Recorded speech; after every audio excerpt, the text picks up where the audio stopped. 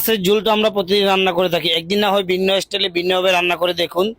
তার জন্য প্রথমে আমি নিয়ে নিচ্ছি কড়াইয়ে একটু সরিষার তেল, কিছু রসুন, আদা, শুকনো আস্ত মরিচ, সাদা তিল 50 গ্রাম, পোস্তদানা 50 গ্রাম, হাফ কেজি পরিমাণ টমেটো।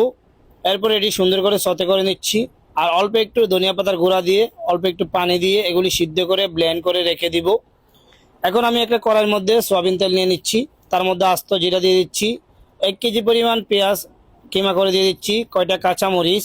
এরপর এটি 5 মিনিট ভুনা করে নিচ্ছি। এরপর আমি যে গ্রেভিটা তৈরি করছিলাম সেটা দিয়ে দিচ্ছি। এগুলি দেওয়ার পর আবার 5 মিনিট সুন্দর করে গ্রেভিটা এখানে ভুনা করে নিব। 5 মিনিট পর আমি এখানে অল্প একটু পানি দিয়ে দিচ্ছি।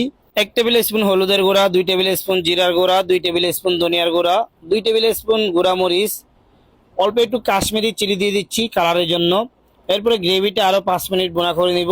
5 মিনিট পরে দিয়ে দিচ্ছি পরিমাণ মতো লবণ আর একটু পানি, যতটুকু আপনি ঝোল পছন্দ করেন ওই পরিমাণ পানি আপনি এখানে ইউজ করতে পারেন। এরপর আমি কিছু সবজি দিয়ে দিচ্ছি, আপনি চাইলে এটা স্কিপও করতে পারেন আর চাইলে যে কোনো ধরনের সবজি দিতে পারেন। এরপরে সবজিটা আমি এখানে সিদ্ধ করে নিব। সিদ্ধ করার পর আমি ফ্রাই করা মাছ দিয়ে দিচ্ছি। মাছটা আমি রেগুলার যেরকম মাছ ফ্রাই করি সেরকমই করছি। এরপর অল্প একটু দুধ গুলিয়ে পানি দিয়ে দিচ্ছি।